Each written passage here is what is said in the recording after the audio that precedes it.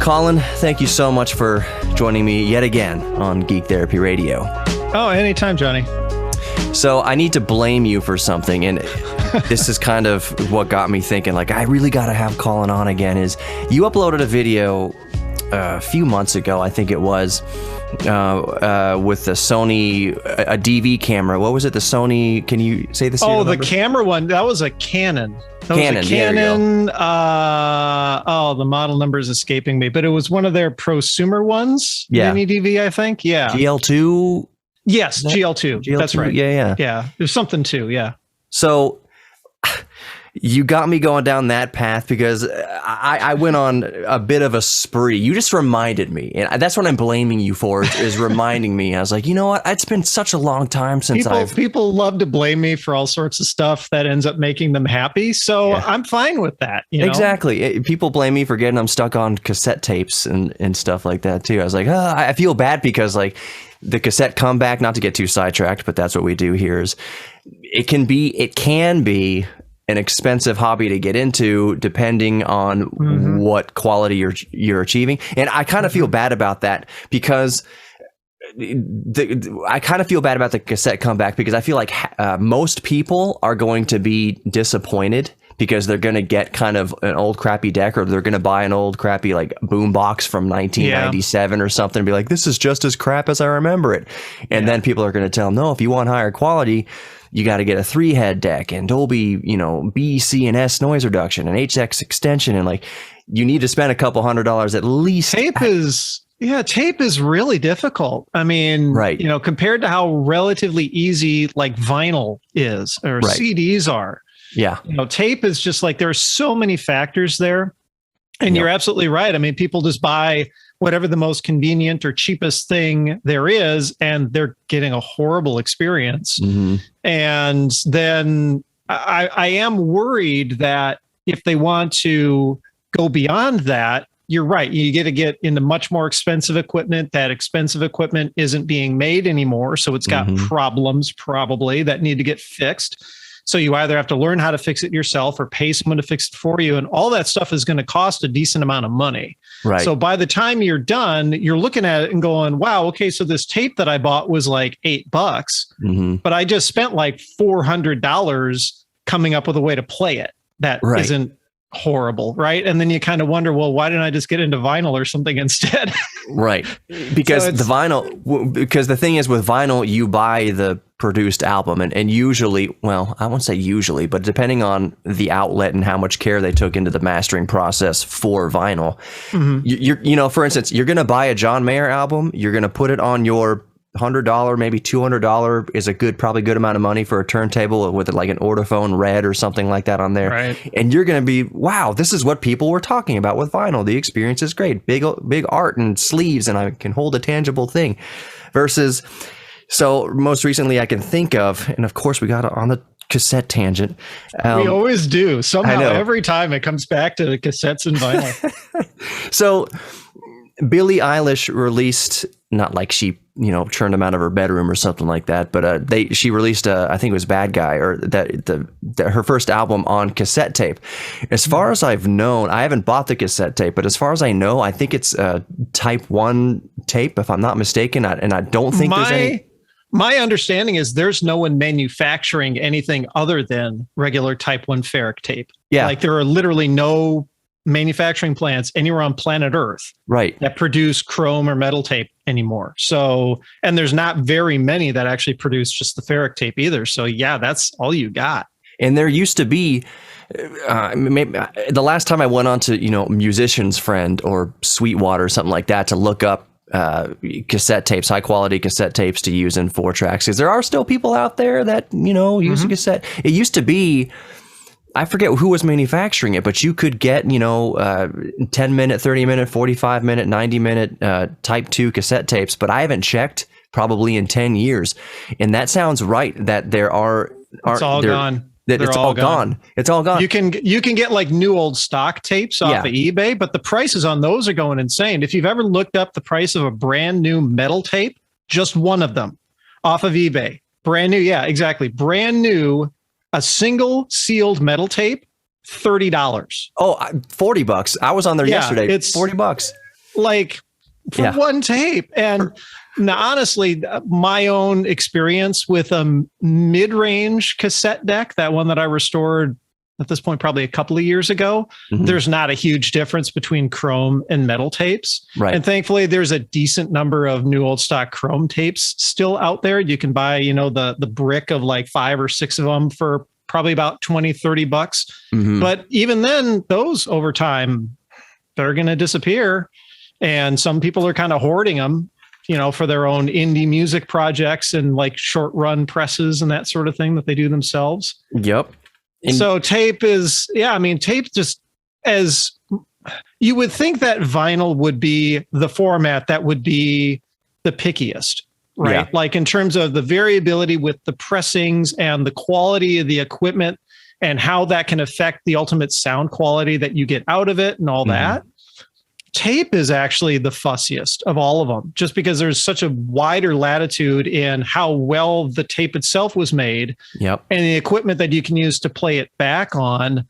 With vinyl, you're right. Like most of the pressings that have come out, they're all very good quality.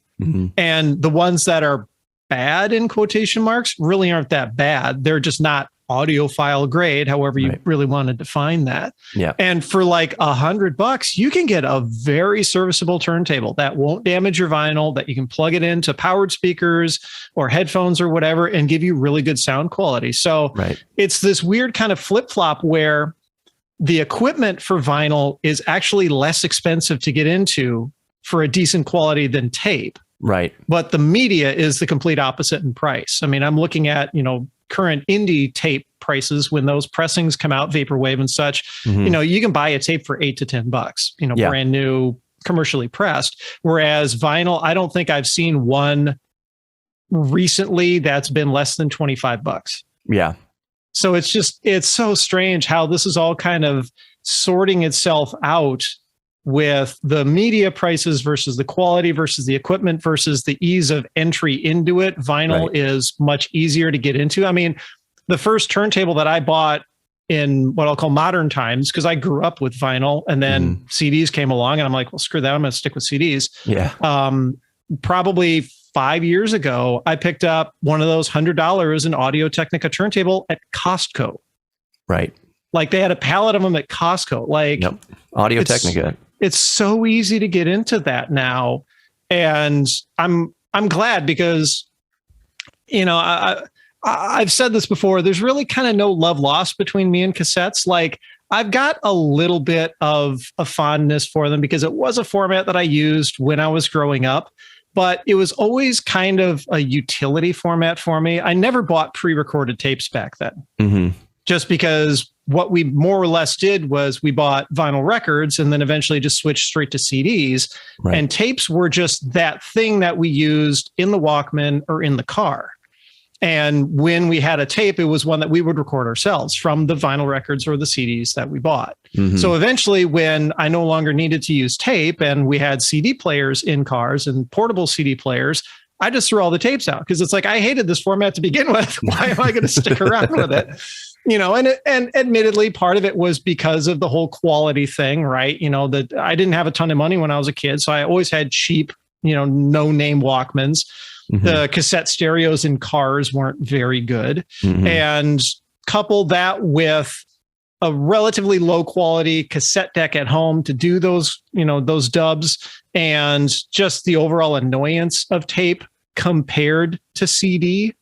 We got really spoiled with CDs, right? Just the instant track skip, the fact that you've got the entire album on one side, no need to flip it, no need to fast forward to wait to the end of the tape to flip or anything like that. No need to rewind when you're done. Like just CDs were such a big push forward with technology for music that tape just instantly felt like ancient to me. And that's, not to get too far off on the tangent, but I mean, mini disc really kind of picked up where CD left off in terms of innovation. And so that's why, like, as soon as I learned about mini disc, I'm like, I am so done with tapes right now. I bought into mini disc because my tape deck had died. And so I went to the store expecting to buy another tape deck and I learned about mini disc and I'm like, why would I buy another tape deck? I am so done with that. Yeah. And just moved on from there. So, I mean, tape has this really weird and interesting legacy, and it means very different things for different people. Right. And I don't think that's quite the same thing with something like vinyl. I think vinyl people have a little bit more of a consistent experience with. Yeah. So it's strange how it's kind of shaken out and who's gotten on board with tape versus vinyl. I mean, lots of artists are getting into vinyl now and repressing their old works and, making those available again and all that. And cassette, it's very much more hit or miss. And I'm kind of curious as to over time, not only how that's going to shake out, but also other retro formats, both audio and video. So I can't think of this cassette comeback having the type of comeback that vinyl has for many reasons. One in particular, as you mentioned, if you buy a vinyl and you buy a decent record player for $100, you're going to have a pretty good experience. You're going to get what the fuss is about for a low point of entry. Plus, I like to say that vinyl, when people say, well, how good, because people think of vinyl records, their dad's old 1955, whatever, sounds scratchy and crappy. And I'm glad vinyl died. I don't get why it's coming back. The quality of vinyl now is so good and the components are so good. I like to say that vinyl's basically had, 130 some odd years of research and development. That's still active. There are companies making turntables and making styluses and making cartridges and one-upping each other, and the technology's going into it and getting better and better and better.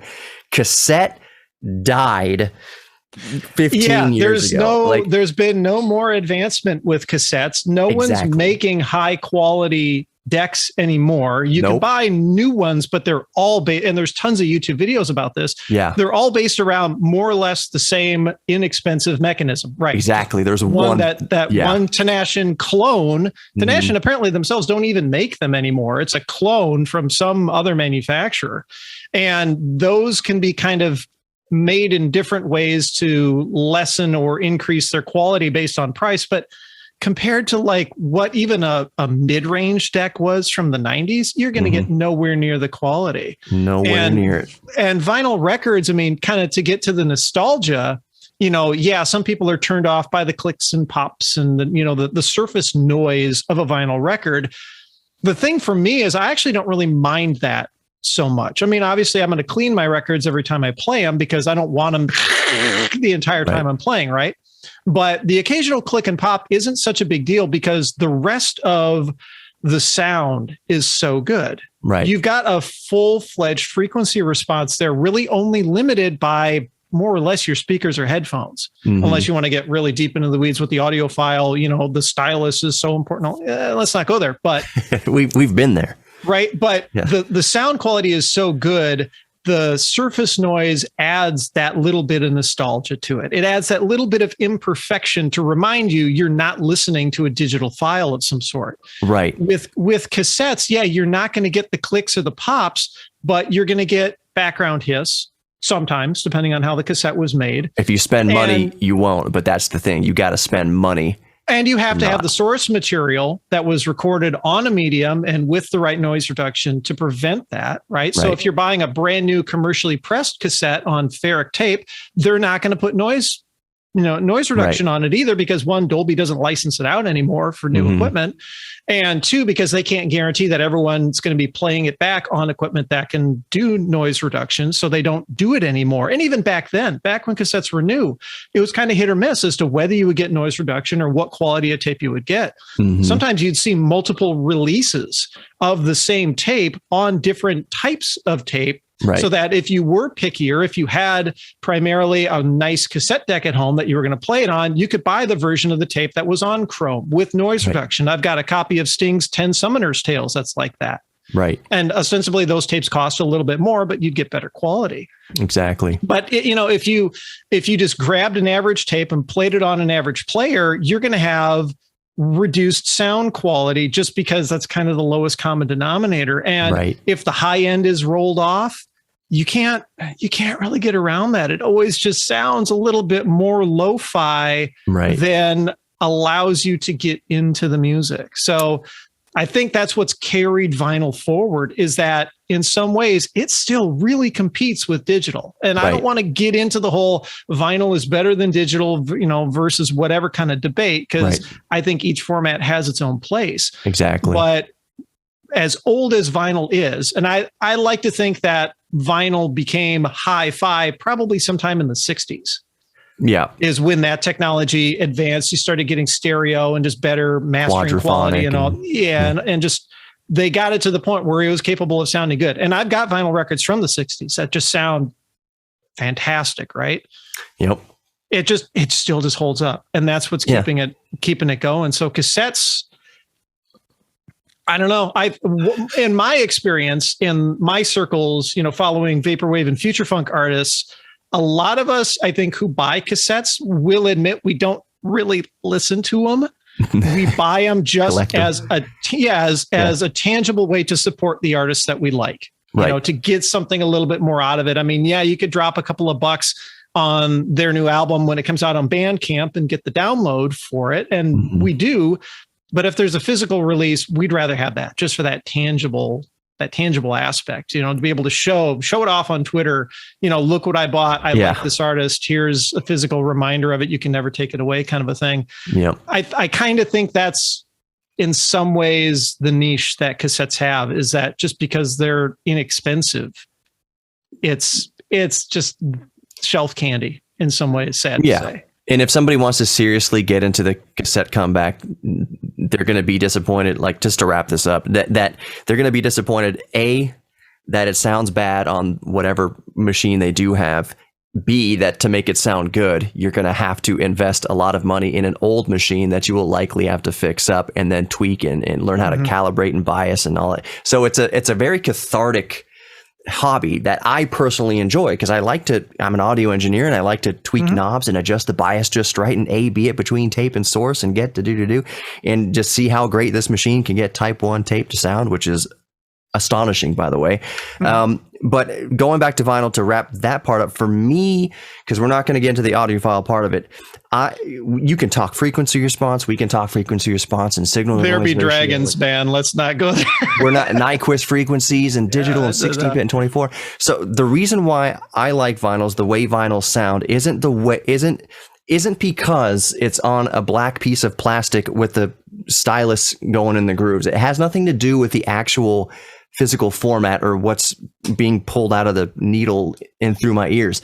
The reason why I like vinyl is because what it does before it gets to vinyl, it forces the audio engineers and mastering engineers to completely ignore LUFS and zero and brick wall limiters and say, we can't reproduce that on vinyl. We can't smash everything to the absolute loudest it can be. It creates separation in the mixing and mastering phase between instruments that reveals a much more open, dynamic recording. And if they release the vinyl mastering audio files for digital download, like on FLAC, that's the holy grail. A 24-bit FLAC that has been mastered for vinyl, that you look at it, the waveform, and it's got nice and peaks and valleys, and holy crap, the instruments are over here, and the snares back here, and the singers up here, versus an MP3 or even the CDs in the loudness war, where just make it loud, loud, loud. You got no dynamic range. Yeah. So that's the reason why I like vinyl, is because of what happens before it ever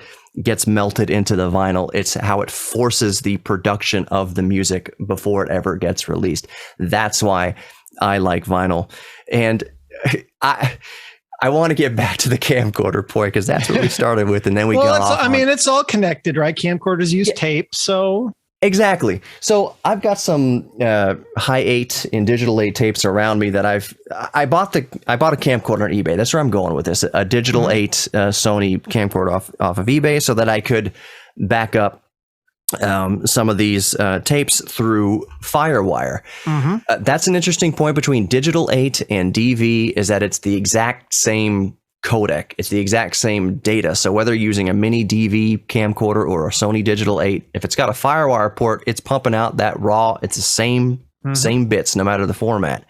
So I got the Digital8 Handycam, and then I went through the nightmare of trying to dump DV or Digital8 to a computer in the year 2021, 2022.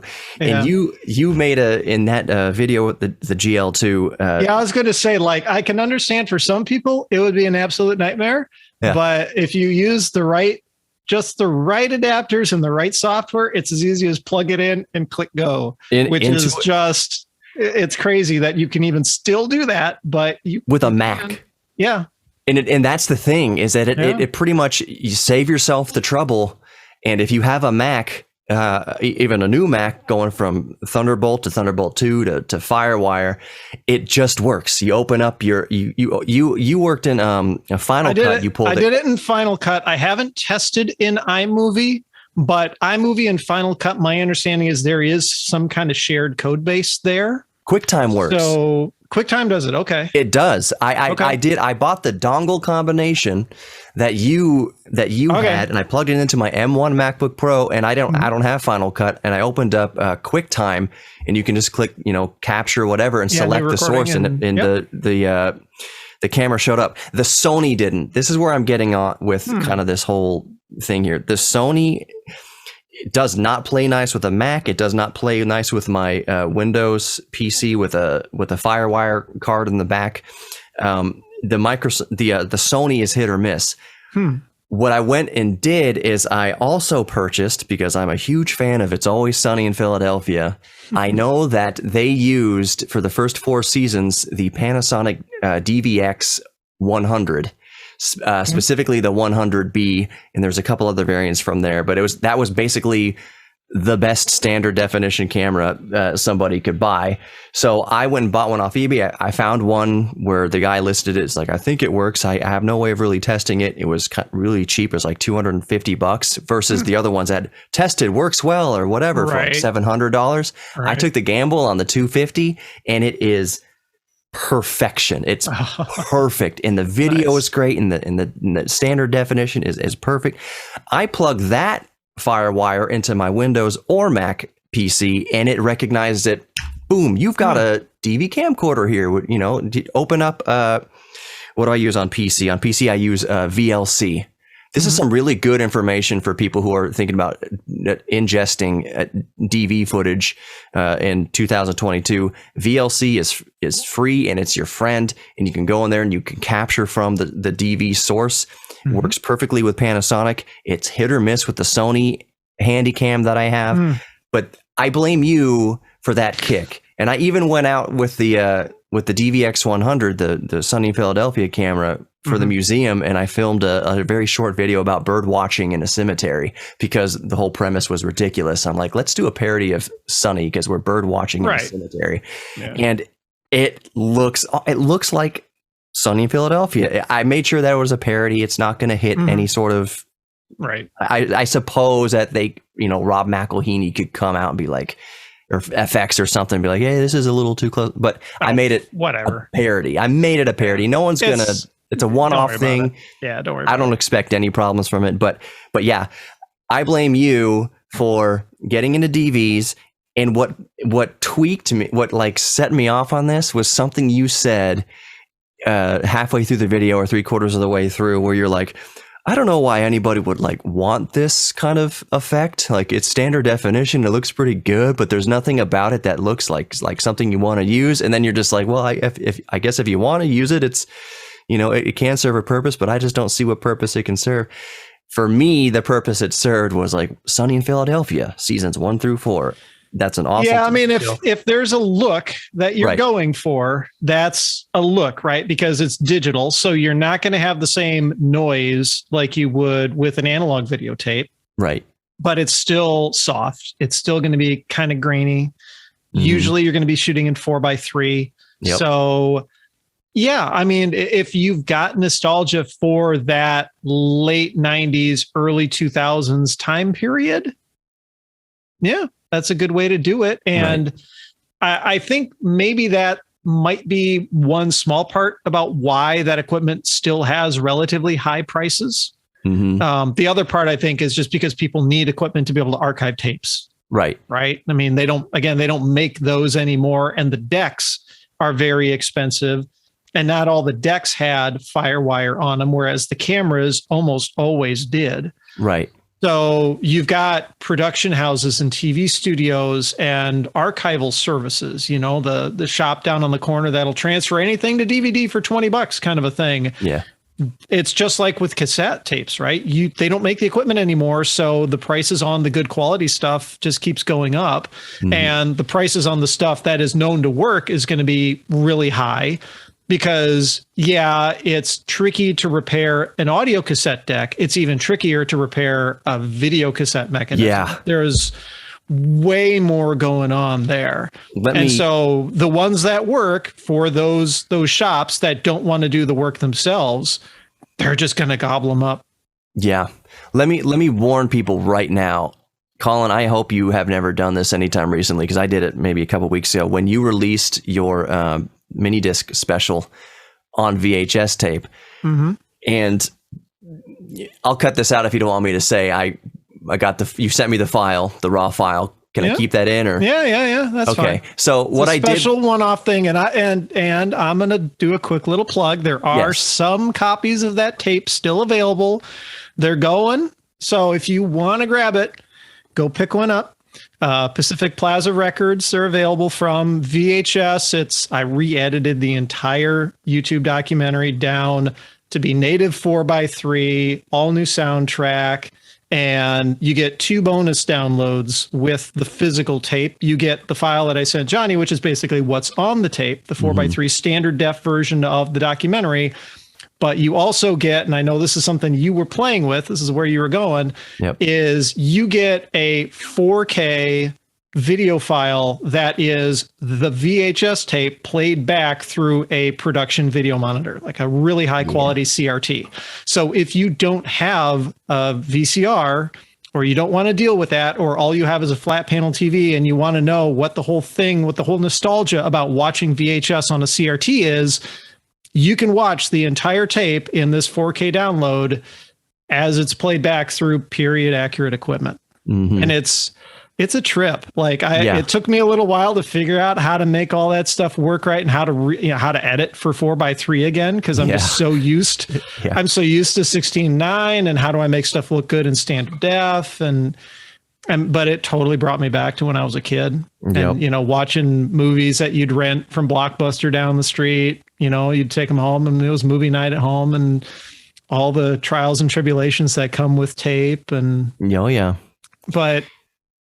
So where I was going with this initially, you gave me the file. I was like, I could have some fun with it with my VCR, and I could let's see if I can record it from my computer onto the VCR through various adapters and such. And I did, and I recorded it to the tape, and I was texting you or whatever that day. I was like, dude, just dumping the file you gave me through a roundabout way through connectors onto the VHS tape and then playing it back on my CRT that you can hear right behind my camera here. I have 2 CRTs. I've got a PC CRT over here that does like 1280 by 1024, and then over here I've got an old Sylvania like 20-inch TV with S video.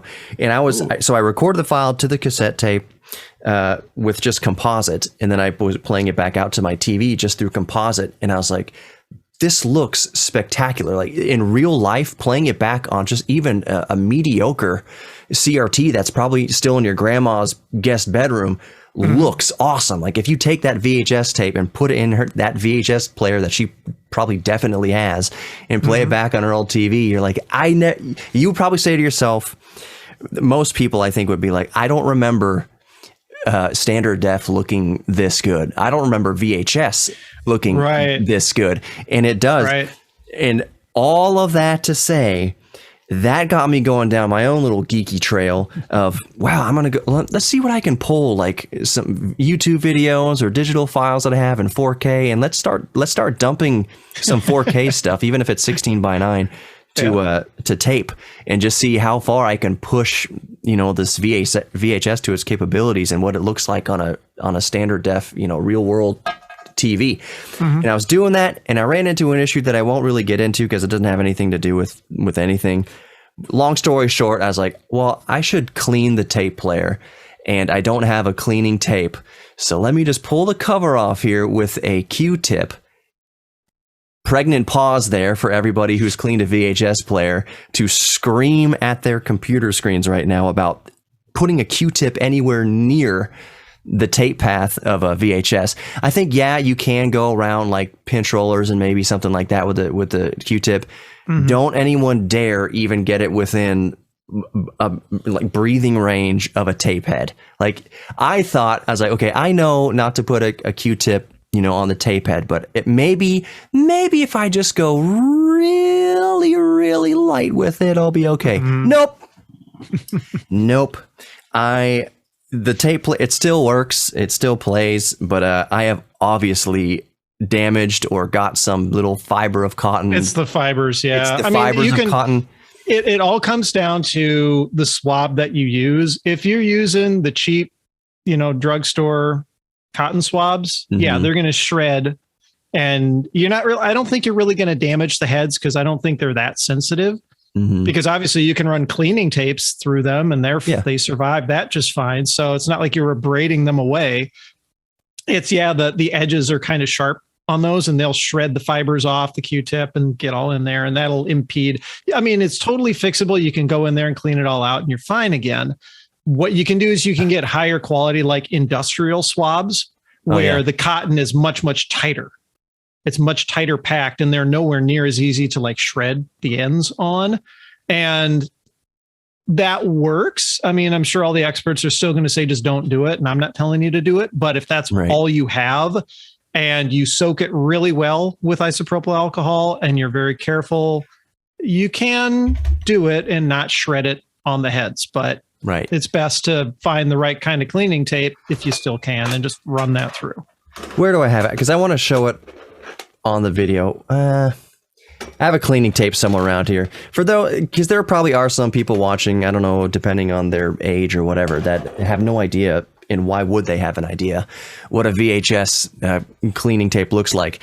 It looks like a normal, micro cassette cleaning tape. And basically, instead of I've got to reel it in here. Remember doing this, kids? Let me pull some tape off. Let me pull the leader a little bit. Because you never had a pen that was the right size handy, so you just jam your finger in there. Right. And it would take forever. So y'all can see, if my camera will focus here, how can I do the little magic trick? There we go. So on the tape head, or going across the middle of the tape, you see the end of the leader. It's the clear part. And then here comes the actual magnetic particle tape the other way.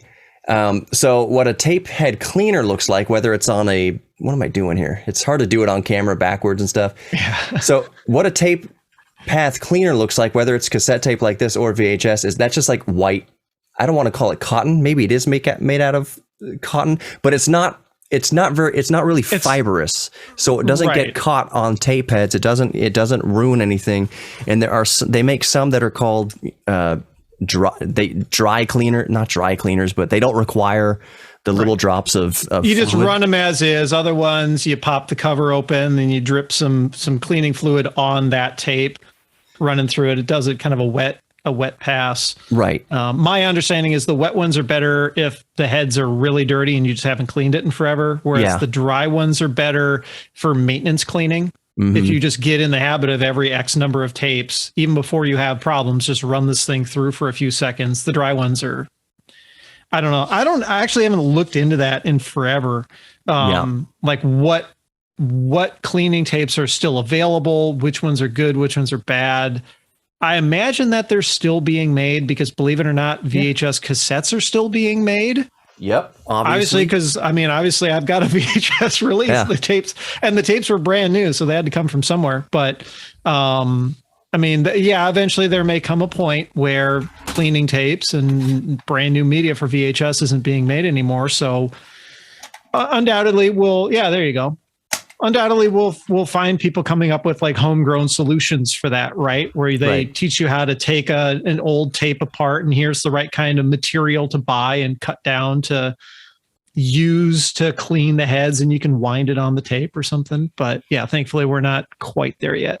I will just say, it's just in my personal opinion, that if you're of the age that you've never had a VHS player, and then you go on eBay, because you can still get VHS players for relatively inexpensive,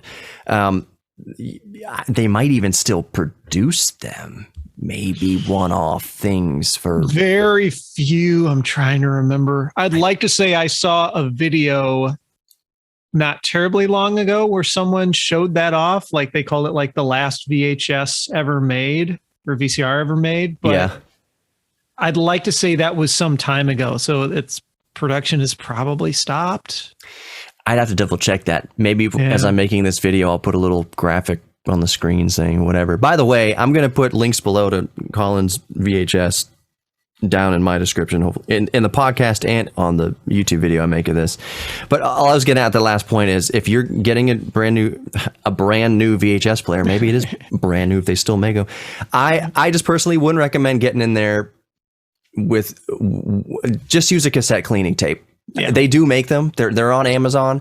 After you do your research and see what you're doing, if the cassette or VHS cleaning tape doesn't quite do it, doesn't quite cut it, and you want to take the cover off and get into there, just do your research. Like Colin said, don't just go to CVS and get the cheap makeup, earwax Q-tips and start jamming it in those sensitive electronics, because they are extremely sensitive electronics. And if you don't know, like, things have to be aligned a certain way, like Colin said, you're not really with the Q-tip, you're probably not going to, unless you're really jamming it, you're not going to misalign the heads too badly. But the point is that the cheap Q-tips have the fibrous things, and then you're going to play back your tape and be like, why isn't it working? It's broken. It's all static, or it's got the tracking is terrible, or whatever's going on here.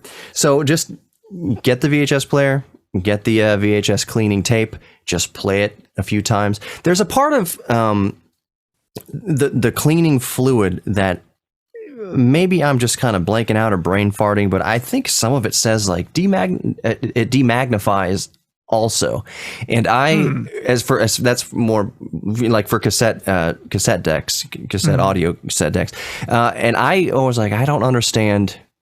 Maybe it does work. Maybe there's some chemical in there that neutralizes magnetic fields. I don't know. Yeah, you need a demagnetizer. That's what I thought. You need something. It's like a pen looking thing. Usually has a power cable coming off of it. Yeah. But you just kind of like get close to the head. I don't think you even touch the head. If you do touch the head, they've got like a rubber stopper or something on it. But like that's the only way that I know to demagnetize is to unless somehow the demagnetizing thing is built into the cassette itself. Could be.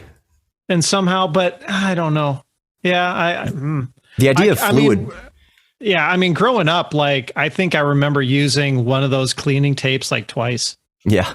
Like, I mean, for the most part, you didn't care. And to kind of circle around a little bit, talking about how good, in quotation marks, this stuff looks. When we say it looks good, there's the caveat of it looks good if you take it in context from when it was, right? But also it really only looks good if you're watching it on period accurate equipment. Yep. The people who are saying, oh, wow, look at how bad all these old VHS tapes look. They're looking at the output from a digital conversion on their high resolution computer or TV screen. Right. So, of course, you're going to see all of the detail loss. Exactly. And because you're watching it on a modern display of some sort, you're just instantly always going to compare this old footage to what that display is capable of. Right. It's like coming back to the whole audio cassette thing, right? If you've got an old quality, like low quality audio cassette and you're playing it back on high end equipment, of course, you're going to notice the loss of detail there. Right. But if you play that old tape back on the car stereo of a car from the 90s, where the stereo itself wasn't all that great to begin with, it's going to sound fine. Right. And so it's the same thing with VHS and all these other, standard def kind of retro video formats. Is you've got to look at the entire ecosystem. Right. And as long as you've got that whole thing put together, then it can look amazing. I mean, I was amazed at how well my own tape looked on that PVM because I was watching it through a PVM. If I were to capture it back into a digital file and watch it on my computer screen, obviously, all of the noise and everything would just suddenly become instantly obvious, and it wouldn't be as enjoyable of an experience. Right. And so when I bust out this VHS player, and the reason I got this VHS player, I think it was like last year or something, as my in-laws were coming, and they brought like 7 or 8 tapes from my wife's childhood. I'm like, I freaking have to watch these things. And I backed them up and digitized them and everything like that. And so, but then I put the VHS player back up in the closet. I was like, I'm currently not on a VHS kick. So I back up in the closet it went. It came out of the closet again initially because I remembered somebody back in when I went to recording engineering schools, and they had VHS players. Like, oh, are those ADATs? No, they're not ADATs. They're just VHS players with hi-fi. Because sometimes they would give the masters of the sessions on VHS tape, just using the audio track, the hi-fi audio tracks of VHS tape, which can reproduce like 20 to 20 kilohertz. The sound quality of recording to hi-fi audio tracks on VHS were nearly identical in signal to noise and in dynamics as a CD. They weren't exactly like CDs could do, like it was like the Red Book is like 90, 96, 98, something like that for CDs. I don't know off the top of my head what the noise floor, the signal to noise ratio for a VHS hi-fi, but the frequency response the fidelity was much better than just a cassette. It was really, really good, as a matter of fact. So recording studios would, especially before CDs became cheap enough for a recording studio to give the master on, they'd be like, okay, here's the cassette for, general, whatever you want to do with this. Here's a VHS. Send this, in some cases, send this VHS off to the duplication facility, and they'll make cassette masters off of the VHS tape, because this is the highest quality audio we can give you out of our studio, because we don't have CD burners yet. Maybe they didn't have DAT machines, and maybe the DAT was too expensive for the artist to take and then duplicate to cassette, whatever reason. But the cheap VHS players, go to Best Buy or Circuit City at the time, or Sam Ash or whatever, and buy a off the rack VHS player that says hi-fi on it, and plug in the white and red left and right audio RCA cables, and dump that out of your 4-track, tape player or your multi-track, whatever, and you have the highest fidelity that the person could possibly get at home. So that's why I brought the VHS player out, was to tinker with recording like Alter Bridge albums just to the VHS tape, and be like, wow, that. The thing is, though, like I said, the audio quality is so good that there's none of the charm that, dare I say, cassette has and vinyl has, because the quality is so good. You might as well be listening to a CD or a FLAC or whatever, because there's no charm involved. There's no noise you can hear. There's no, unless you're really pushing it to get some sort of saturation and compression out of it. Even then, on VHS, I don't think the saturation sounds natural or good, versus pushing a cassette tape a little bit on certain sources. Anyways, got the VHS tape out, and I was like, I got this Jurassic Park video sitting over here on my Commodore 64 in the closet. I'm going to pop that in, because I've had it since I was 10 years old in 1993. I put in that old tape, and I played it on the CRT behind me, and I was like, that looks really good. And it's all that to say, it's to the point that you made.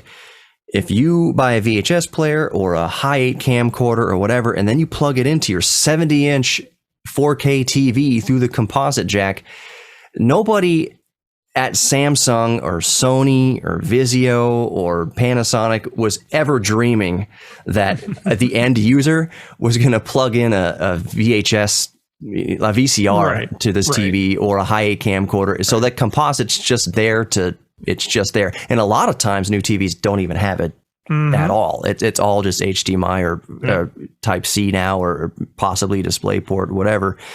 So yeah, if you plug in your Hi8 camcorder, you want to watch an old movie on your 60-inch 4K TV, you're gonna choke back, visual vomit, because you're like, this looks terrible.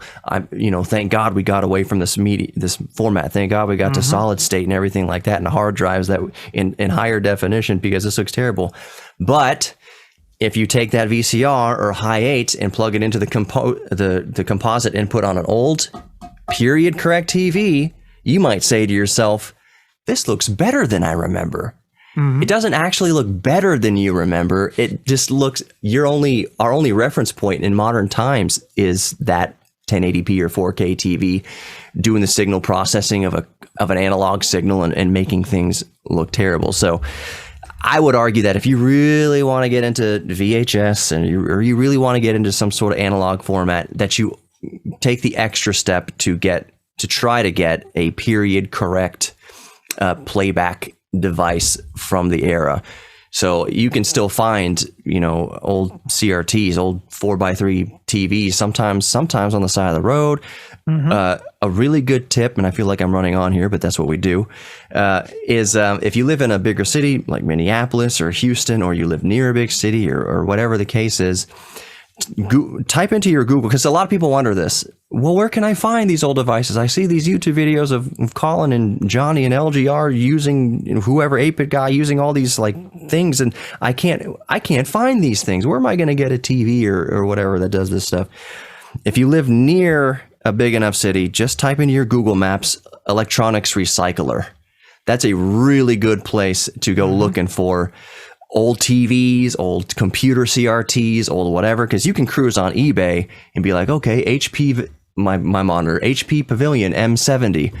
There might be people on eBay like gouging like $100 or $200, $300 for this, versus you go to an electronics recycler or a thrift shop, like a resale shop, but specifically electronics recyclers, they probably have just pallets of old computer monitors. Like, dude, we'll give you $10 just to get it away or give us $10. It's not going to be the gouging you see on eBay.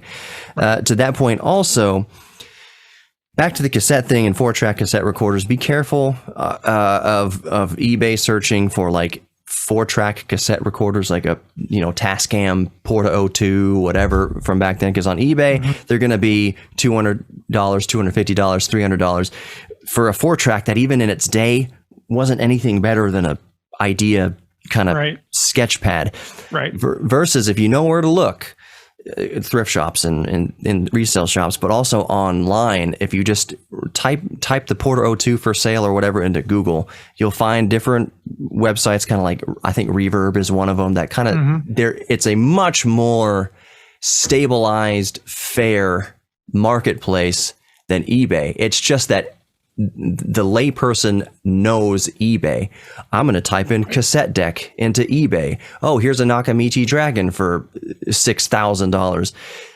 Nakamichis are going to be very expensive anyways, but if you go off of eBay, you might find them for a little cheaper. And I guess that's kind of the cautionary tale, is that when you get into vintage tech like this, the cassette comeback and things, it can be expensive to get a good result, which is why I like that tech. I think I mentioned this before, the tech around the late 90s, early 2000s. So you get the DV stuff, the Sony Digital8 stuff, even mini disc, PDAs, things like that.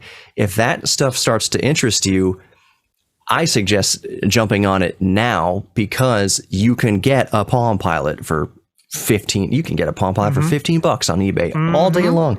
You can get mini disc players for reasonable prices. You can get VCRs for reasonable prices. You can get Digital8 handy cans, good prices. DV cans, good prices. What's going to happen to that era of technology, even though right now you and I thinking about it, like, who the heck would want a Sony Clie or whatever from 2003 would as a 6 pixel camera on it or whatever? Who's going to want that? Good riddance to them. We thought the same exact thing about cassettes and a lot of people, mini discs back in the day. Oh, we've graduated to solid state, MP3 players and recorders and stuff. We don't really need a physical mini disc anymore. We definitely don't need cassettes anymore. Goodbye to tapes being chewed up and eaten up. But so that's the way we're kind of thinking of like Palm Pilots and things like that right now. There's going to come a day where for some reason people are going to think, oh yeah, I'm nostalgic for a Palm Pilot or a Palm 3X or whatever. And then they're going to cruise over to eBay and they're going to be $200 a piece when they aren't worth a cent over 15. So if you are interested in kind of the tech around late 90s, early 2000s, I would say now is the time to, put aside $50 or whatever you can afford to play with, because that's what you're doing here is geeking out and playing with something. For that kind of turn of the millennium stuff, do it now. Windows 98 computers are getting expensive. Windows 95 stuff's getting expensive. 486, Pentium 1, 2, that kind of stuff. We're seeing that kind of trend upwards, and it's going to get exorbitant soon. So if you want to get in on the ground floor of that kind of retro tech, VCRs and things like that, and high-A tapes, I would say now is kind of the best time to do it. Yep. Yeah. I have taken up so much. Is there anything else you want to talk about? Because I could go. I don't know, man. Whatever. I think this is good. I've got my the baby monitor here, and I've been like eyeballing my son. Like, is he about to wake up from his nap? He's gonna do it soon. And I'd rather just kind of wrap up before I'm just like, hold on, let me go get Riker. Yeah, no. But we talked. We talked plenty. Is there anything you got coming up, or what do you think? Sorry to do this to you. Do you have in your possession? It just came to my mind. Those old Sony Vaio, was it Sony Vaio Ps? The pocket ones, the really small netbooks? No, the slidey ones? Like the really little ones, like this big kind of? Or did they fold up like a laptop? Right, they closed like a laptop. They were clamshell, but they were, the size of they were bigger than a cell phone, but they had like Windows XP, single core Celeron. I think they got up to an Atom, but I'll put up a video or a image on the video here. It's called the Sony Vaio P. They were very, very small, ultra sub netbooks. Oh, were they the ones that were like wider than they were deep? They kind of look like some of the PDAs at the same time. Yeah, they look. Okay. I know what you're talking about. No, I don't have one of those, unfortunately. Those are very desirable. Yeah, look like right. Those style. Yep. But it was like 2003 version. Yeah, I don't. Those are actually very desirable these days. Yeah. Same thing with I don't remember what the series was, but they were the kinds that were like the sliders. Right. So if you remember the sliding smartphones and cell phones, where you'd flip the screen up and then you've got the keyboard underneath. Sony made some ultra mobile PCs, I think they called them back, in the early 2000s, along those lines. Those are going for crazy money now too. PCs. I remember that being abbreviated too. And those are going for high price. Because like I said, we were talking about eBay and searching for things from that kind of era. And I was like, well, how much could the Sony Vaio Ps be? I've always been interested in them, but back in the day, they were like $1,000 or there's no friggin' way I'd be able to even dream of affording that. But I thought the same thing about that HP Jornada I just displayed, which you can get all day long now for $90. I was like, okay, Sony Vaio P netbook running Windows XP single core Atom processor. Like, there's no way this is gonna be more than $100. Holy crap, man! They're hundreds of dollars. For some reason, people have picked up on that model, and they got the same idea as me. I'll just cruise on here, and I want one. They're expensive now. They're almost, I would argue, maybe unless you put like some very light version of Linux on it or something like that, they're not. I wouldn't say they're hugely practical. No. They're people buy them for retro. They're leaving like Windows XP on them, and I think they buy them just to kind of tinker with for a little bit, and then the rest of it is just shelf candy. Just bragging rights. I've got one of those. Okay. Yes. What do you use it for? I don't know.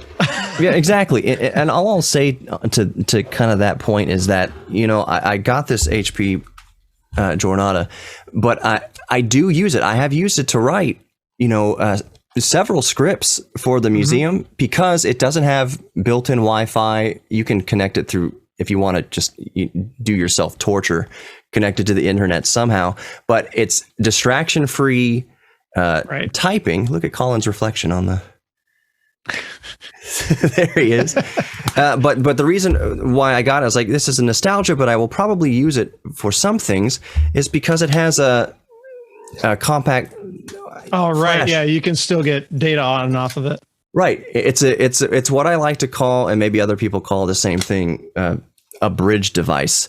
to where you can run, like people talk about this with old PCs, get a Windows 98 machine because Windows 98 still runs on top of DOS and it's kind of more modern. So you can get a Windows 98 machine that has USB 1.0. So that means that you can transfer data between an old compatible system and put it on a flash drive, a USB, and then put it in any computer from 2022. It's kind of a bridge device, meaning that you can get data off of old devices and older, put it onto this bridge device, get it off the bridge device, and put it into a modern PC. So the HP Jornada just happens to be a bridge device. I know that the VIO P we're talking about, I wouldn't call it a bridge device because it's not running on top of DOS. It's not compatible with really old stuff. Anything compatible with XP, with a few caveats, is going to be compatible with Windows 10 or Windows 11. That's a good question to end on. Just my geek brain going. Have you upgraded anything to Windows 11 yet? I've upgraded one of my laptops to Windows 11, and I'm kind of whatever about it. Like, I'm waiting for guinea pigs like you. Yeah, I mean, I kind of think that they've got a ways to go before it becomes really kind of the successor to Windows 10. There's a lot of stuff. I haven't been running them, but I've been kind of casually keeping track of all the insider builds. Yeah. And what new things have been changing in them. And there's been a lot of progress on that front in terms of tweaking the UI and getting it to be more user friendly or more usable again. I think 11, they went too minimalist with right off the bat. Okay. Like at work, I was thinking, okay, so, maybe we start getting our PCs at work ready to go to Windows 11, because then we can get off of Windows 10 and just follow this, that new release cycle and everything for 11. Right. You can't even customize the UI for 11 the same way you can with 10. Oh. Like all the more they really give you right now, like out of the box Windows 11, is do you want all the start menu and everything in the middle of the taskbar or on the left side? Like you have way fewer ability to even customize what apps show up in the taskbar. Oh, like wow. There's no way for an admin to remove the Windows Store from the taskbar. That sucks. And you could do all of that in Windows 10. Yeah. You could totally customize the whole thing. It's all well documented and it worked from version to version to version. So every new feature update for Windows 10, you didn't really have to worry too much about, are your previous processes for customizing this for your users going to break? It's more or less it just kept going. Right. Then 11 dropped and it's just like, hi, here's a consumer OS that you're supposed to run your enterprise on. And right. I'm like, no. Microsoft said they're still going to give us another 5 years of support for Windows 10. So I'm at this point really in no hurry to upgrade anyone to it. And the machine that I upgraded is not a daily driver by any means. It's my ThinkPad X1 Extreme. So I think a lot of other people are kind of along the same lines. Yeah, it's just a wait. It's a waiting game for Microsoft to probably, it's sad to say, at the pace they're going, it's probably going to be another year or two. That's exactly we get there, but eventually I think they'll get there to the point where at least you'll have feature parity and the big bugs will have been ironed out and you don't really have to worry about app compatibility or anything like that. And then, okay, fine, we'll make the switch. Right. Somebody asked me, I think my father-in-law, he's like, my computer keeps asking me to upgrade to Windows 11. Should I do that? I said, no. He is like, when do you think I should do that? And I said, personally, like the rig I'm using right now, it's my workstation. It's what I put bread on the table with. I'm waiting at least a year, if not more, for Windows 11 to get fully fleshed out. And that's not me taking a stance of saying Windows 11 sucks. I can't say that because I haven't used it enough to make any decision on it. Right.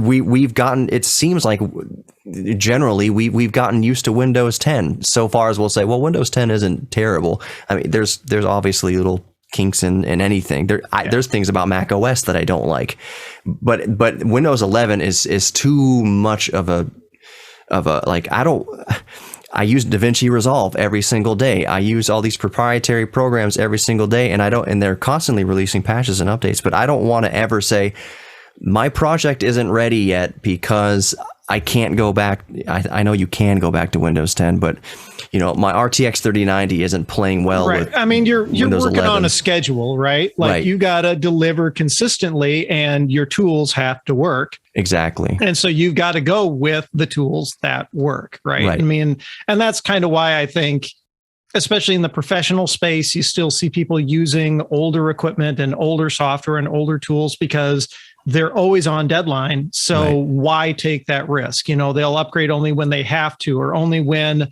the new version has become stable for a long period of time and they're comfortable making that upgrade. I mean, I do the same thing, to be honest. I mean, the new Mac OS Monterey came out last fall. I only upgraded my main machine to it a couple of weeks ago. Yeah. I've got the M1 up to, was it 12.1? Is that what it is now? Yeah, we're on 12.1. They're getting very close to releasing 12.2.